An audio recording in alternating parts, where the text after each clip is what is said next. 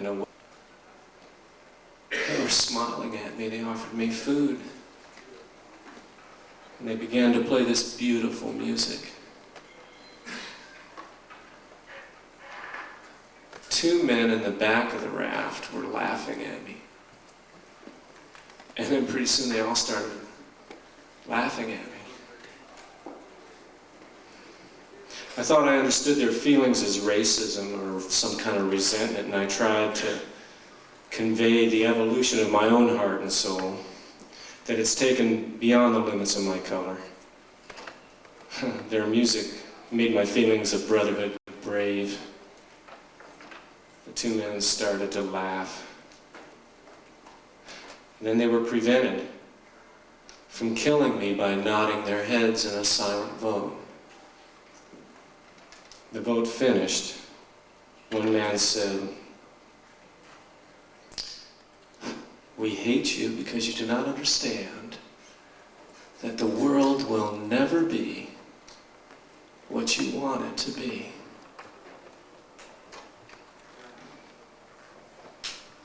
The music stopped. We drifted on in the dark.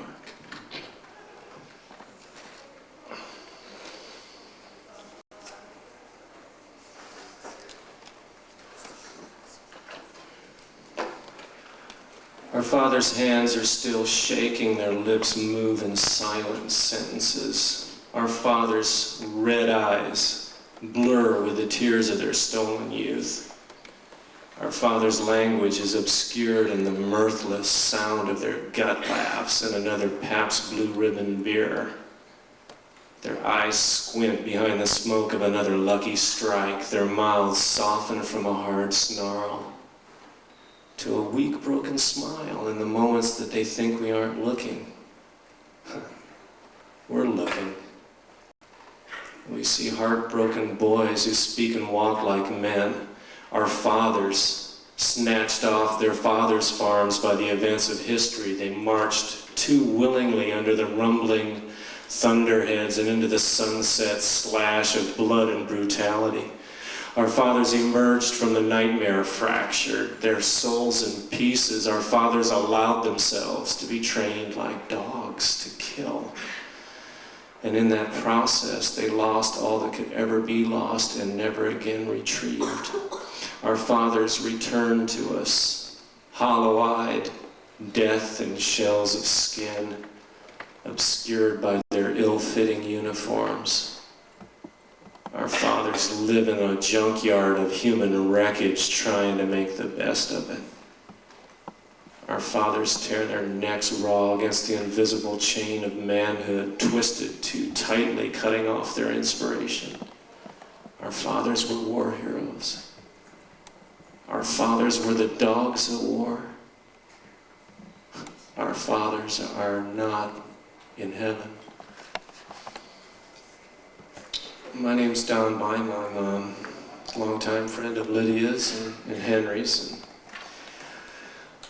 out here doing a tour to promote an album we got coming out with Hubert Selby Jr., Lydia, Henry, and myself. Henry's going to publish my first book. I've had a good time so far. It's really been a lot of fun. I've been completely pleasantly surprised with the grasp that what I would have thought of as a second language, English as a second language audience, grasping the things I'm trying to say. Really appreciate it. I think a lot of what goes over the heads of an audience in America is picked up real fast here, probably for good reason. It's Good Friday. Good for who? Sort of reminds me of the American approach to things, the sort of can-do ethic. This guy was disgusting. He was all fucked up. There were a bunch of people following him around. He's getting led up this hillside. It looked like just another day's work.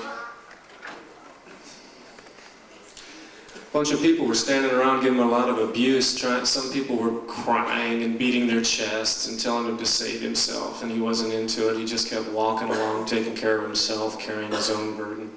I kind of like the guy for that.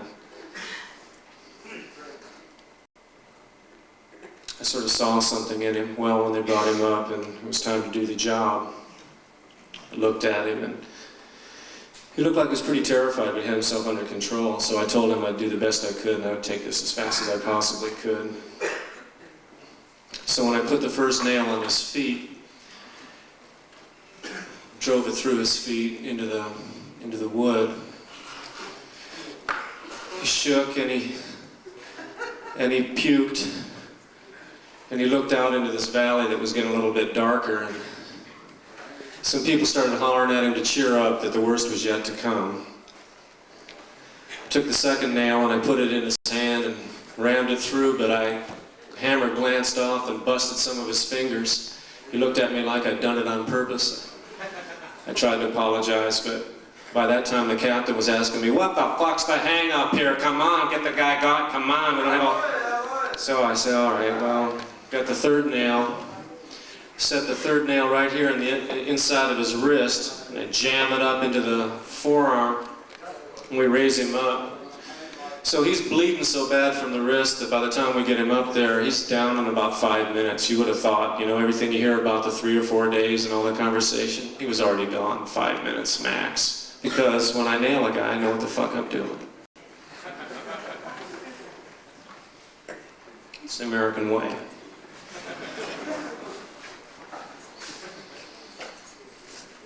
Okay.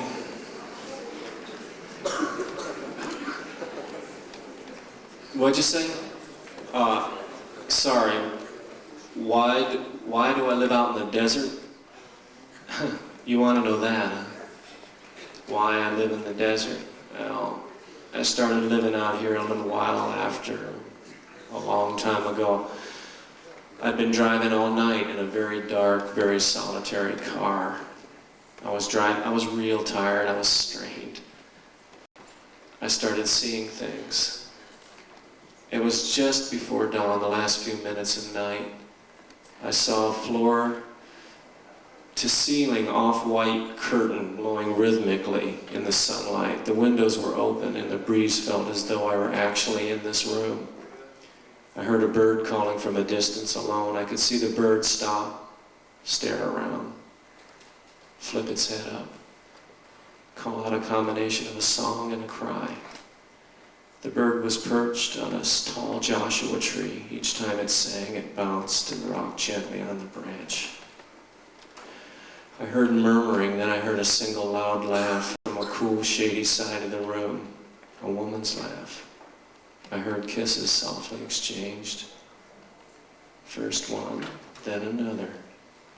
I heard more murmuring, a kiss, and then a sound in my wife's throat, a deeply satisfied rumble.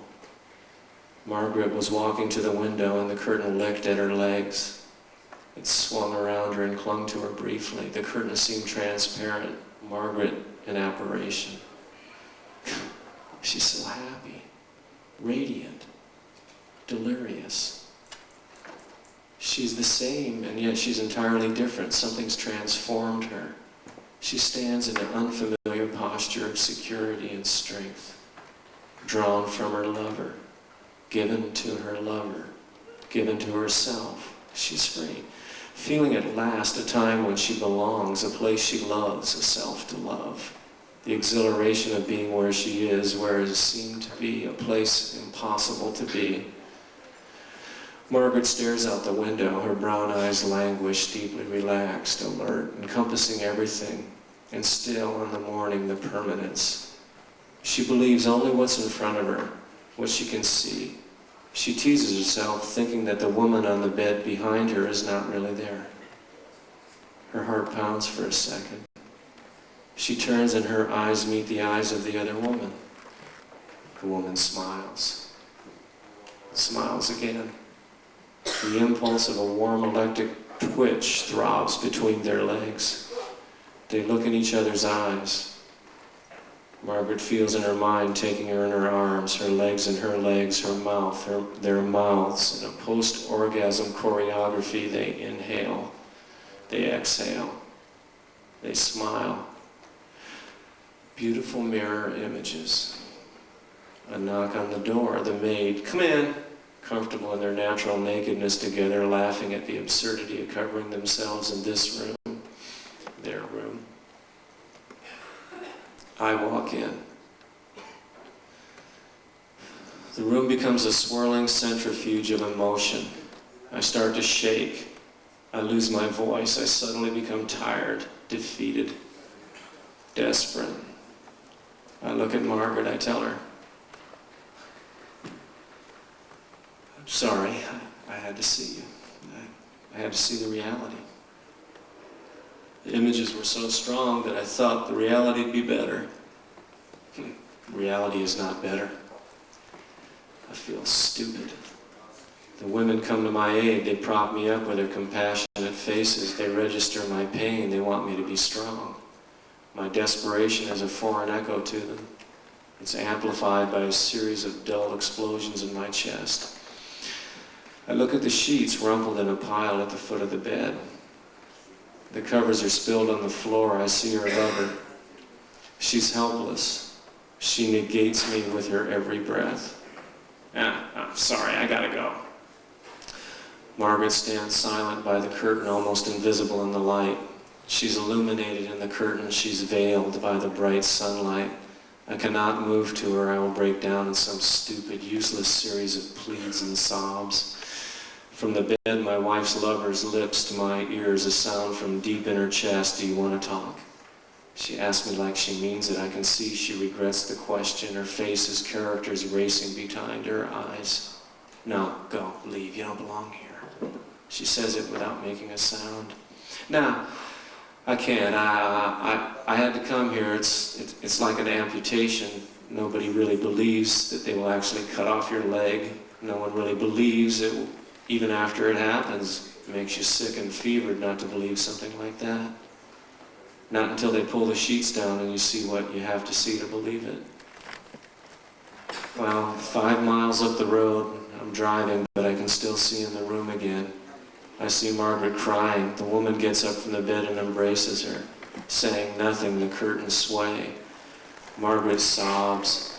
The woman holds her close. The woman kisses her eyes, her ears, her mouth. They fall into each other, an excitement building so fast. Gut-level love, woman's love, the night she thinks flashing.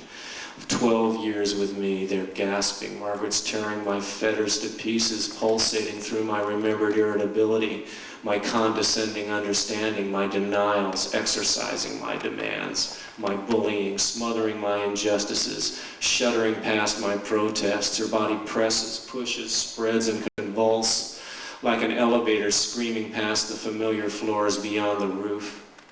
In a medium faint, she falls asleep. Sweat running rivulets down her swollen neck, across her open armpits, spotting the sheets. She moans.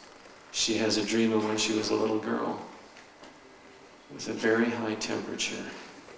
Then I'm in her dream. I dream of her dreaming of me, from another time, my familiar profile with the scenery changing behind me. She sees me force a smile, in a tone as though she was offering me coffee on this long drive, sitting beside me in the car, invisible a few inches away. I hear Margaret's voice say, "Time heals all wounds." I hear the woman breathe in my wife's ear. That's right.